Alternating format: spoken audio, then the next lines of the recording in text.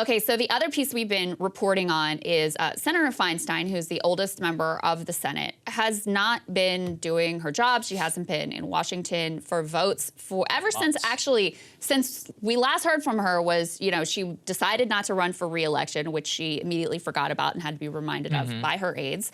So ever since then, she hasn't been in Washington in order to vote on anything. She's on a really key committee, which is the Judiciary Committee. They need her vote in order to move forward with any judges. And, everybody has basically kept quiet about this. I saw a bunch of Democratic senators on Sunday get pressed about whether or not she should go ahead and resign so that her seat could be filled and Californians could have a second representative. Kirsten Gillibrand was like a hard no. I respect her, admire her. She's great. I can't believe you're asking this. Two others sort of hemmed and hawed and wouldn't really say anything about it. Congressman Ro Khanna, to his credit, who is a fellow Californian, he has been very clear in saying, this is outrageous and it's time for her to resign, in a respectful way. But he was asked again about this on Fox News and he stood his ground. Take a listen to what he had to say. Only in Washington would you get criticized for saying something so obvious. I have a lot of respect for Senator Feinstein, but she's missed 75% of votes this year.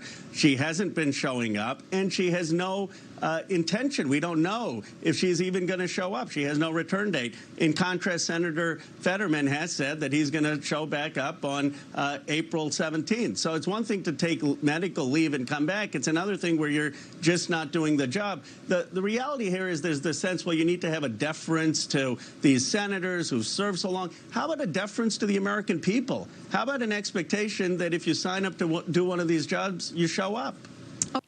He's right. Well said. There's no question. Actually, and I'm not defending Fetterman because I also do think it's crazy to get elected and leave for 2 months. That said, with Feinstein in particular, the damage is actually worse to the overall Democratic. If you're a Democrat, you should be outraged. Here's why. She's on the Judicial Committee. She cannot vote to put judges go forward. Now, Krystal, what was one of the main things that Trump did while he was in office? He used the Republican Senate to stack the federal judiciary with Mitch McConnell. Chuck Schumer wants to do the exact same thing.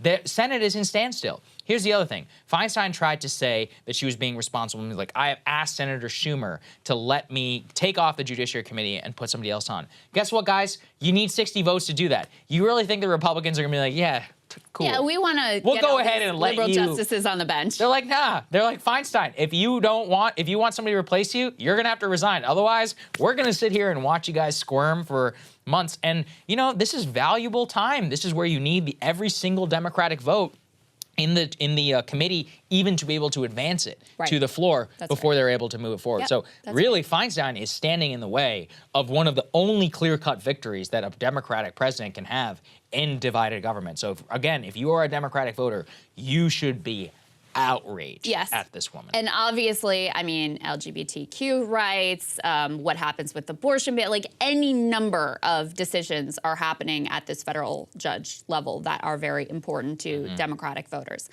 The way that Roe, in particular, has been attacked over his, honest and reasonable comments on this has been astounding. Take a look at this from Nancy Pelosi. Put this up on the screen. So she said that anyone who was calling for Feinstein to resign was basically sexist and that it was politically motivated. What she said is, quote, "It's interesting to me. I don't know what political agendas are at work that are going after Senator Feinstein in that way. I've never seen them go after a man who was sick in the Senate in that way." So did she say Ro Khanna's name directly? No. Does everyone know who this is about? Yes. And that's why I really give Ro credit here, because Nancy Pelosi is, first of all, another fellow Californian, very influential, obviously in California, but in the country overall and still in the Democratic caucus, even though, Hakeem Jeffries has now got the title. She still really runs the show in terms of the Democratic Party. And she is basically flat out calling him a sexist for saying the obvious thing, that this is really detrimental to California and it's really detrimental to, Democrats who want to have their like-minded judges on the bench. But that wasn't all. Politico published this incredibly bitchy piece that had sounded a lot of similar notes with all of these like anonymous quotes. Yes. Again, these ones going directly after Ro Khanna, which he hit back at too, by the way. Put this up on the screen from Politico.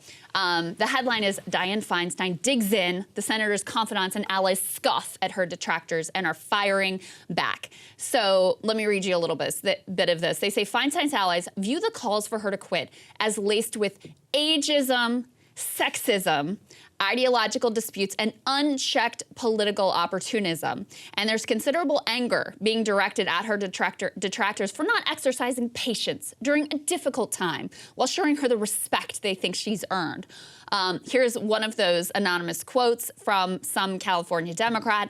Ro Khanna has no influence on her whatsoever. Feinstein is not going to respond to pressure.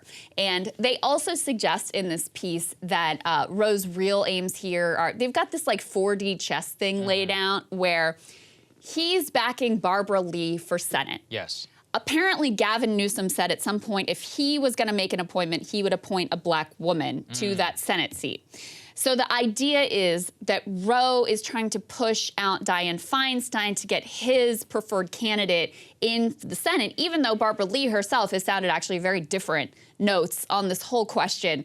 I don't know. I find it a little bit far-fetched to believe that he's engaged in this like 4D chess, not even on behalf of himself, but in behalf of some candidate that he's endorsed. Yeah, this is nuts. Like, what are you talking about, lady?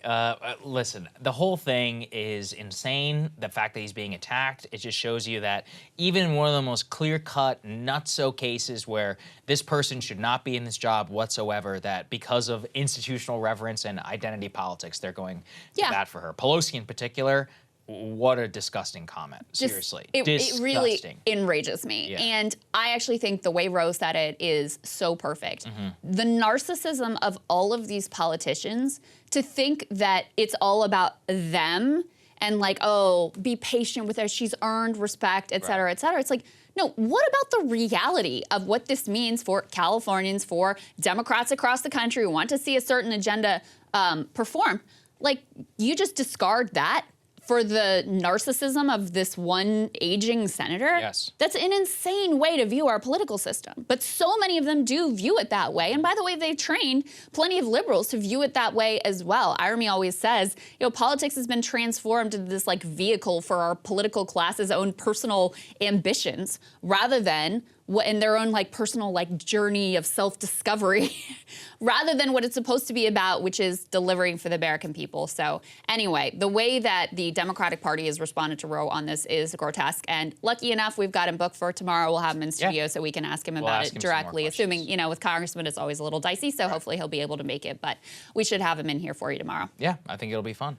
Hey guys, ready or not, 2024 is fully upon us now, and Saagar and I have been brainstorming ways that we can really up our game for this critical election. Yeah, we rely on our premium subs to expand our coverage, to add staff, to upgrade the studio. We just want to give you the best independent coverage of this election, which is possible. So if you can help us out, become a premium subscriber today, breakingpoints.com, or the link is down here in the description video. It really means the world to us, and if you like what we're all about, this is the best possible way to keep us 100% independent, working only for you.